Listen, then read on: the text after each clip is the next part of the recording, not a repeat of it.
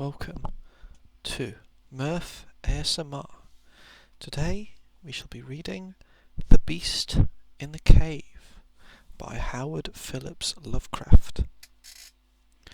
The horrible conclusion which had been gradually obtruding itself upon my confused and reluctant mind was now an awful certainty. I was lost completely, hopelessly lost in the vast and labyrinthine recesses of the Mammoth Cave. Turn as I might, in no direction could my straining vision seize on any object capable of serving as a guidepost to set me on the outward path. That never more should I behold the blessed light of day, or scan the pleasant hills and dales of the beautiful world outside, my reason could no longer entertain the slightest unbelief. Hope had departed. Yet, indoctrinated as I was by a life of philosophical study, I derived no small measure of satisfaction from my demeanour. For although I had frequently read of the wild frenzies into which were thrown the victims of similar situations, I experienced none of these, but stood quiet as soon as I clearly realized the loss of my bearings. Nor did the thought that I had probably wandered beyond the utmost limits of an ordinary search cause me to abandon my composure even for a moment. If I must die, I reflected, then was this terrible yet majestic cavern as welcome a sepulchre as that which any churchyard may afford, a conception which carried with it more of tranquillity than of despair. Starving would prove my ultimate fate. Of this I was certain. Some, I knew, had gone mad under circumstances such as these, but I felt that this end would not be mine. My disaster was the result of no fault save my own, since unbeknownst to the guide I had separated myself from the regular party of sightseers, and, wandering for over an hour in forbidden avenues of the cave, had found myself unable to retrace the devious windings which I had pursued since forsaking my companions. Already my torch had begun to expire. Soon I would be enveloped by the total and almost palpable blackness of the bowels of the earth. As I stood in the waning, unsteady light, I idly wondered over the exact circumstances of my coming end. I remembered the account which I had heard of the colony of consumptives who, taking their residence in this gigantic grotto to find health from the apparently salubrious air of the underground world, with its steady, uniform temperature, pure air, and peaceful quiet, had found instead death in strange and ghastly form. I had seen the sad remains of their ill-made cottages as I passed them by with the party, and had wondered what unnatural influence a long sojourn in this immense and silent cavern would exert upon one as healthy and as vigorous as I. Now, I grimly told myself, my opportunity for settling this point had arrived, provided that want of food should not bring me too speedy a departure from this life. As the last fitful rays of my torch faded into obscurity, I resolved to leave no stone unturned, no possible means of escape neglected. So summoning all the powers possessed by my lungs, I set up a series of loud shoutings, in the vain hope of attracting the attention of the guide by my clamour.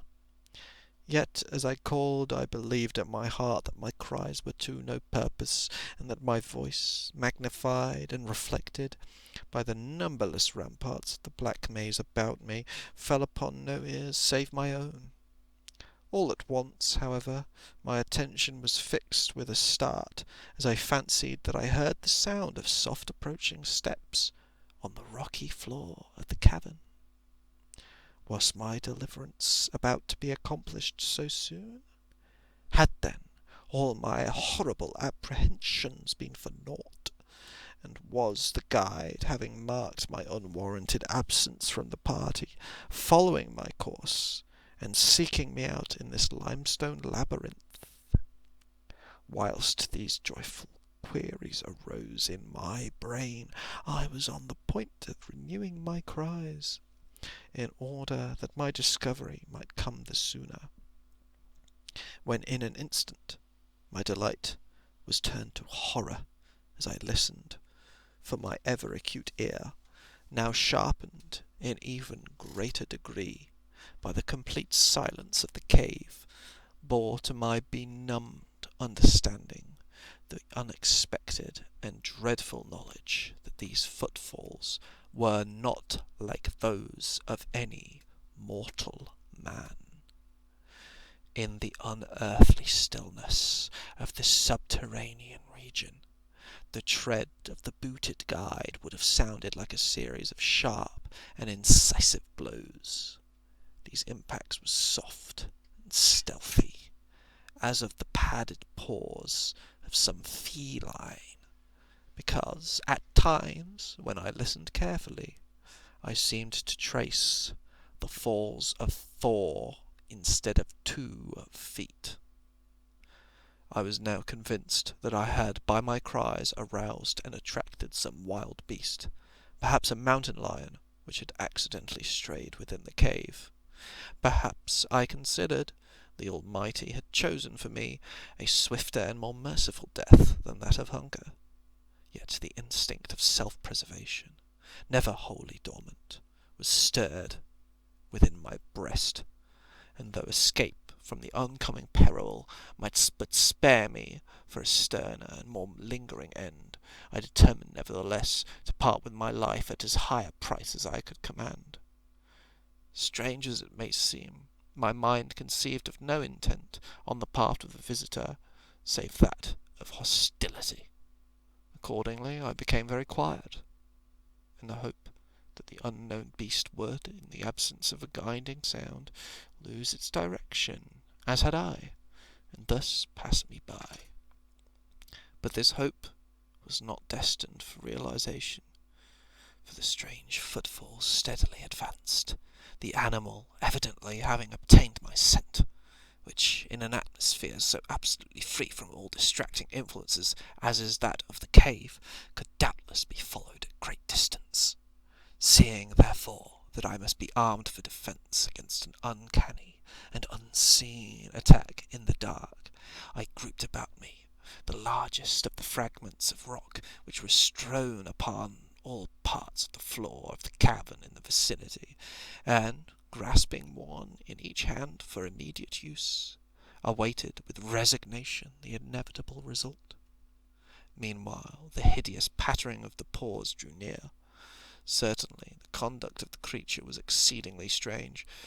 Most of the time, the tread seemed to be that of a quadruped, walking with a singular lack of unison betwixt hind and fore feet. Yet, at brief and infrequent intervals, I fancied that but 2 feet were engaged in the process of locomotion. I wondered what species of animal was to confront me. It must, I thought, be some unfortunate beast who had paid for its curiosity to investigate one of the entrances of the fearful grotto, with a lifelong confinement in its interminable recesses. Sorry, I briefly lost where I was while I was turning the page. Here we go. It doubtless obtained as food the eyeless fish, bats, and rats of the cave, as well as some of the ordinary fish that are wafted in at every freshet of green river, which communicates in some occult manner with the waters of the cave. I occupied my terrible vigil with grotesque conjectures of what alterations cave life might have wrought in the physical structure of the beast, remembering the awful appearances ascribed by local tradition to the consumptives who had died after long residence in the cavern. Then I remembered with a start that, even should I succeed in killing my antagonist, I should never behold its form, as my torch had long been extinct, and I was entirely unprovided with matches. The tension in my brain now became frightful. My disordered fancy conjured up hideous and fearsome shapes from the sinister darkness that surrounded me. And that actually seemed to press upon my body. Nearer, nearer, the dreadful footfalls approached. It seemed that I must give vent to a piercing scream, yet I had been sufficiently irresolute to attempt such a thing. My voice could scarce respond. I was petrified, rooted to the spot. I doubted if my right arm would allow me to hurl its missile at the oncoming thing, when the crucial moment should arrive. Now the steady pat, pat of steps was close at hand. Now, very close. I could hear the laboured breathing of the animal, and terror-struck as I was, I realised that it must have come from a considerable distance, and was correspondingly fatigued. Suddenly the spell broke. My right hand, guided by my ever-trustworthy sense of hearing, threw with full force the sharp-angled bit of limestone which it contained towards that point in the darkness which emanated the breathing and pattering, and, wonderful to relate, it nearly reached its goal, for I heard the thing jump, landing at a distance away where it seemed to pause. Having readjusted my aim, I discharged my second missile, this time most effectively, for with a flood of joy I listened as the creature fell in what sounded like a complete collapse, and evidently remained prone and unmoving, almost overpowered by the great relief which rushed over me. I reeled back against the wall. The breathing continued in heavy, gasping inhalations and expirations, whence I realised that I had no more than wounded the creature. And now all desire to examine the thing ceased. At last, something allied to groundless, superstitious fear had entered my brain, and I did not approach the body, nor did I continue to cast stones at it in order to complete the extinction of its life. Instead, I ran at full speed in what was, as nearly as I could estimate in my frenzied condition, the direction from which I had come. Suddenly I heard a sound, or rather a regular succession of sounds. In another instant they had resolved themselves into a series of sharp, metallic clicks. This time there was no doubt it was the guide, and then I shouted, yelled, screamed, even shrieked with joy, as I beheld in the vaulted arches above the faint and glimmering effulgence which I knew to be the reflected light of an approaching torch. I ran to meet the flare, and before I could completely understand what had occurred, was lying upon the ground at the feet of the guide, embracing his boots and gibbering, despite my boasted reserve, in a most meaningless and idiotic manner, pouring out my terrible story, and at the same time overwhelming my auditor with protestations of gratitude. At length I awoke to something like my normal consciousness.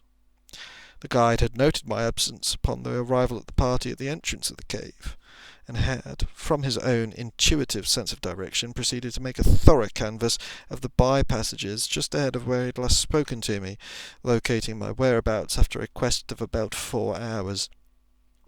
By the time he had related this to me, I, emboldened by his torch and his company, began to reflect upon the strange beast which I had wounded but a short distance back in the darkness, and suggested that we ascertain, by the rushlight's aid, what manner of creature was my victim. Accordingly, I retraced my steps, this time with a courage born of companionship, to the scene of my terrible experience. Soon we descried a white object upon the floor, an object whiter even than the gleaming limestone itself. Cautiously advancing, we gave vent to a simultaneous ejaculation of wonderment, for all of the unnatural monsters either of us had in our lifetimes beheld, this was in surpassing degree the strangest. It appeared to be an anthropoid ape of large proportions, escaped perhaps from some itinerant menagerie. Its hair was snow white, a thing due, no doubt, to the bleaching action of long existence within the inky confines of the cave, but it was also surprisingly thin, being indeed largely absent save on the head, where it was of such length and abundance that it fell over the shoulders in considerable profusion. The face was turned away from us, as the creature lay almost directly upon it. The inclination of the limbs was very singular, explaining, however, the alternation in their use, which I had before noted, whereby the beast used sometimes all 4, and on other occasions but 2 of its progress. From the tips of the fingers or toes, long, nail-like claws extended. The hands or feet were not prehensile, a fact that I ascribed to that long residence in the cave, which, as I before mentioned, seemed evident from the all-pervading and almost unearthly whiteness, so characteristic of the whole anatomy. No tail seemed to be present. The respiration had now grown very feeble, and the guide had drawn his pistol with the evident intent of dispatching the creature, when a sudden sound emitted by the latter caused the weapon to fall unused. The sound was of a nature difficult to describe. It was not like the normal note of any known species of simian, and I wondered if this unnatural quality were not the result of a long-continued and complete silence, broken by the sensations produced by the advent of light, a thing which the beast could not have seen since its first entrance into the cave. The sound, which I might feebly attempt to classify as a kind of deep-toned chattering, was faintly continued. All at once a fleeting spasm of energy seemed to pass through the frame of the beast. The paws went through a convulsive motion, and the limbs contracted. With a jerk, the white body rolled over so that its face was turned in our direction. For a moment I was so struck with horror at the eyes thus revealed that I noted nothing else. They were black, those eyes, deep, jetty black, in hideous contrast to the snow-white hair and flesh, Like those of other cave denizens, they were deeply sunken in their orbits, and were entirely destitute of iris. As I looked more closely, I saw that they were set in a face less prognathous than that of the average ape, and infinitely more hairy. The nose was quite distinct. As we gazed upon the uncanny sight presented to our vision, the thick lips opened, and several sounds issued from them, after which the thing relaxed in death. The guide clutched my coat sleeve and trembled so violently that the light shook fitfully, casting weird, moving shadows on the walls about us. I made no motion, but stood rigidly still, my horrified eyes fixed upon the floor ahead. Then fear left, and wonder, awe, compassion, and reverence succeeded in its place, for the sounds uttered by the stricken figure that lay stretched out on the limestone had told us the awesome truth. The creature I had killed, the strange beast of the unfathomed cave, was, or had at one time been, a man.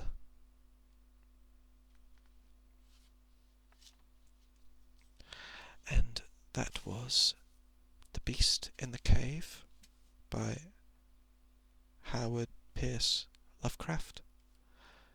I hope you enjoyed Merf ASMR, and I hope I got you to sleep and maybe gave you some cheeky nightmares with that lovely little short story. Have a good night.